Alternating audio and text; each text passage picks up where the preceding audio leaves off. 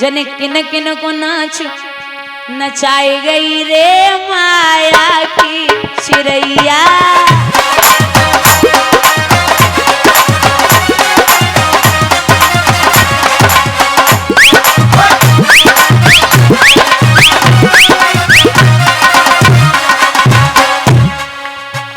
एक दिन नारद पे बैठी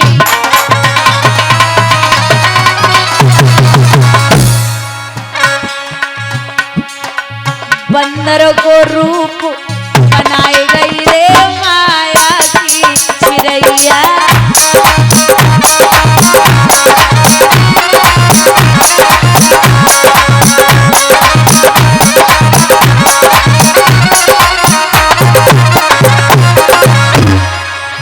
एक दिन ब्रह्मा पे बैठी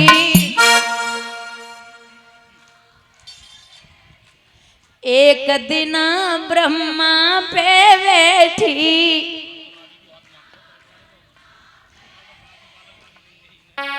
ब्रह्मा की बुद्धि बिगाड़ गई रे माया की चिड़ैया।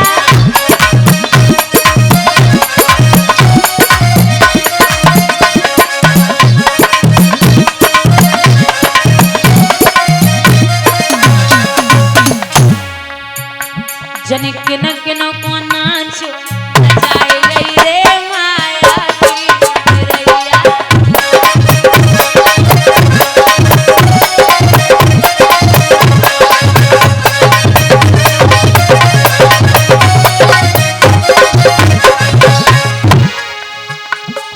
मटर पे अधर चले चाकी रे मटर पे अधर चले चाकी रे।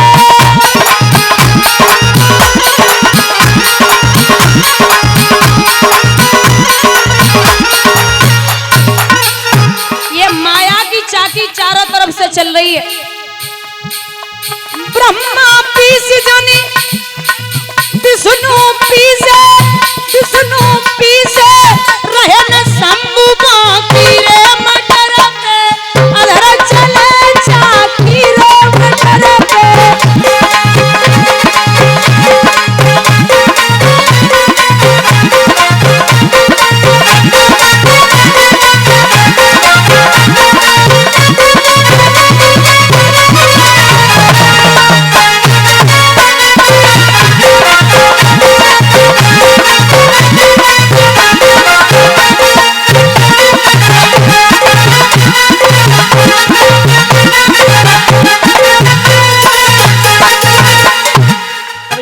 खड़ी हो अब नाचने के लिए अभी खड़ी मत होना। अब समय कन्हैया जन्म का ही है, थोड़ी देर बाद तब नाच लेना, पूरे दिन न नाचो। तीनों लोग पीस के आई तब हंस गई नारी खुदा की मटर पे अधर चले चाकी रे मटर पे।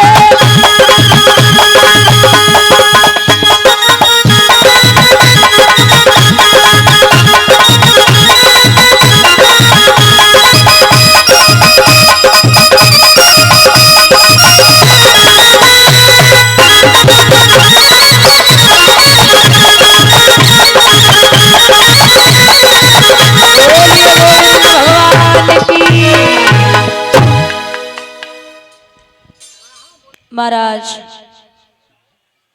जब सुबह हुआ राजा याती शिकार खेलने के लिए चले तो घोड़ा के पैर की आवाज जब देवयानी ने सुनी, जवाब दियो कौन है महाराज, हमें इस कुएं से बाहर निकालो। राजा ने देखा तो नव युवती पड़ी है, बाहर निकाला। बिटिया ने राजा याती की कलाई पकड़ी। राजा बोले कौन हो? महाराज मेरा नाम है देवयानी, मैं शुक्राचार्य की बिटिया हूँ, ब्राह्मण। राजा बोले ये कुएं में कैसे आई? बोले मुझे मेरी सहेली ढकेल के चली गई। राजा याती ने जवाब दियो, चाचा चाची दादा दादी माँ बाप भैया भाभी मौसा मौसी मामा मामी बुआ फूफा जितने भी रिश्ते हैं सब परमात्मा बना के भेजता है। हमें और आपको एक ऐसा रिश्ता है जो खुद बनाना पड़ता है, वो है मित्र का। कलयुग में आदमी मित्र चुनने में भी गलती कर देता है, मित्र भी ढंग के नहीं बना पाता। तो यहां स्वयं राजा ने कहा कि आप घर जाइए, पिताजी इंतजार कर रहे होंगे। जब ये कहा कि पिताजी इंतजार कर रहे होंगे तो देवयानी ने कहा कि अब तक मैंने किसी का हाथ नहीं पकड़ा, अब अगर पकड़ लिया तो जीवन में छोड़ने वाली ये भगवान नहीं, कुछ नहीं, कुछ नहीं, कुछ नहीं।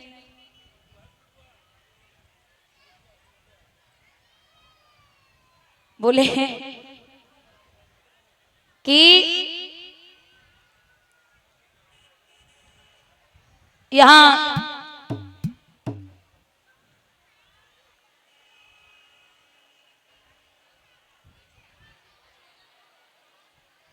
जब कहा है कि आप घर जाइए, बोले नहीं जा सकती, मैं आपसे विवाह करूंगी, जीवन में किसी का हाथ नहीं पकड़ा, पकड़ लिया तो छोड़ने वाली नहीं हूं। राजा याति बोले कि पागल है, मैं यादव वंश का हूं तो ब्राह्मण की लड़की है नाथ, वो कैसे विवाह नहीं होगा। देवयानी बोली होगा। वो कैसे? बोले वो ऐसे कि हमें गुरु वृषपति के लड़के कच्छ का श्राप लगा है। कैसा श्राप? बोले वो हमारे पिता के यहाँ संजीवनी विद्या सीखने के लिए आया तो कच्छ बड़ा सुंदर था, मैं उस पर मोहित हो गई। उसने कहा कि तू मेरे गुरु की बेटी है, मेरी पूजनीय है, मैं विवाह नहीं कर सकता। मैंने जब उसे मना किया तो उसने मुझे कहा कि मैं विवाह नहीं कर सकता। मैंने कहा अगर तू विवाह नहीं करेगा तो मैं तुझे श्राप देती हूँ कि जितनी विद्या मेरे पिता ने तुझे सिखाई है सब छीड़ हो जाए। उसकी विद्या छीड़ हो गई। उसने हमें श्राप दिया कि हे देवयानी जा, तुझे भी कोई ब्राह्मण शादी करके नहीं ले जाएगा, तू भी एक यादव के साथ में जाएगी। झटका मारो राजा वहां से निकले। देवयानी ने सारी बात अपने पिता को बताई और जब बात बताई है शुक्राचार्य ने बिटिया को हाथ पकड़ो और घर से निकले और कहा जिस राज्य में गुरु का अपमान होता हो उस राज्य में गुरु को एक मिनट नहीं ठहरना चाहिए।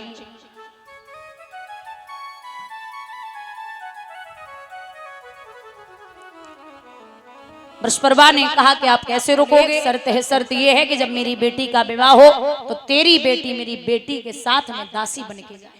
शर्त मंजूर है। राजा याति बारात लेके आए, बड़े विधि विधान के साथ में शादी संपन्न हुई। लेकिन जब विदाई का समय आया तो विदाई के समय में शुक्राचार्य ने अपने दामाद से कहा, शुक्र ने विदा के समय कहा राजन इसका विश्वास न हो, पत्नी व्रत को कायम रखना, दासी संग भोग विलास न हो। ये जो दासी जा रही है इसके आसपास आप नहीं भटकने चाहिए। ठीक है, विदा किया बिटिया को। समय के अनुसार देवयानी के गर्भ से 2 बालकों ने जन्म लिया, यदु और तुर्वस। शर्मिष्ठा ने एक दिन हाथों के सारा देख के बुलायो और कहा है कि एक बात बताइए, जो दहेज में चीज आती है उस पे किसका अधिकार होता है? राजा बोले दूल्हे का। फिर मैं भी दहेज में ही आई हूँ। शर्मिष्ठा के गर्भ से 3 बालकों ने जन्म लिया।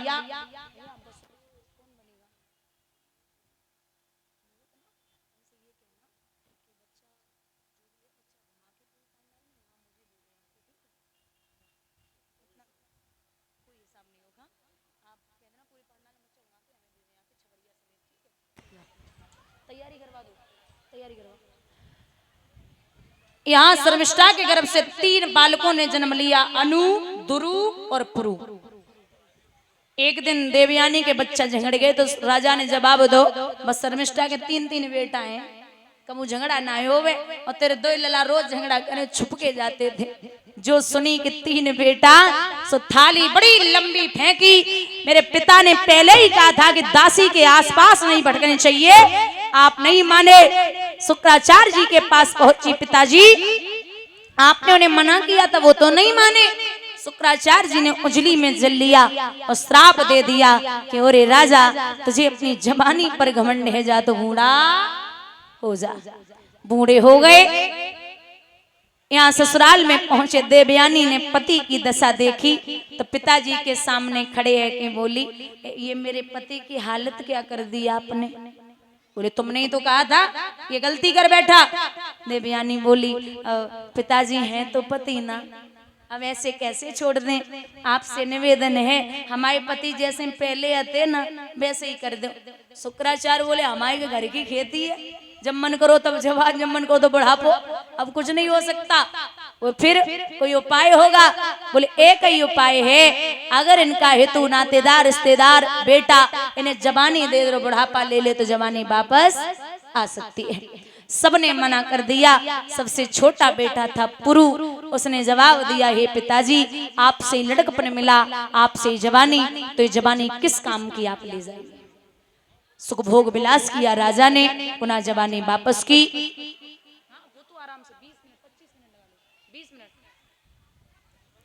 तो सुख भोग विलास करके राजा जवानी वापस देते हैं, स्वयं भगवान का भजन करने के लिए चले गए। बोलिए वृंदावन बिहारी लाल की। ये आगे बढ़ा है वंश, विदर्भ देश के राजाओं का वर्णन आता है। हेलो, हरिये श्रीमान कवि जय हिंद माधव जी। श्रीमान कवि जय हिंद माधव जी इसी गांव इटारही से ये दीदी जी को सम्मानित कर रहे हैं, समस्त स्टाफ को सम्मानित किया है, यज्ञपति परीक्षण महाराज जी को भी सम्मानित किया है एवं सभी संत भगवानों को सम्मानित कर रहे हैं। कामना करते हैं सुख शांति समृद्धि प्राप्त होती रहे।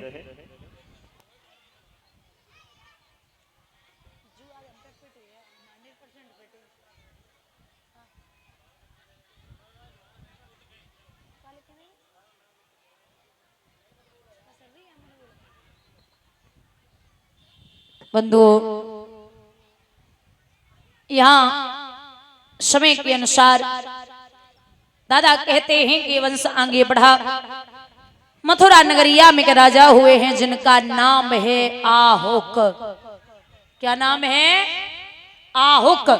महाराज आहुक के दो पुत्र हुए हैं, उग्रसेन और देवक। उग्रसेन महाराज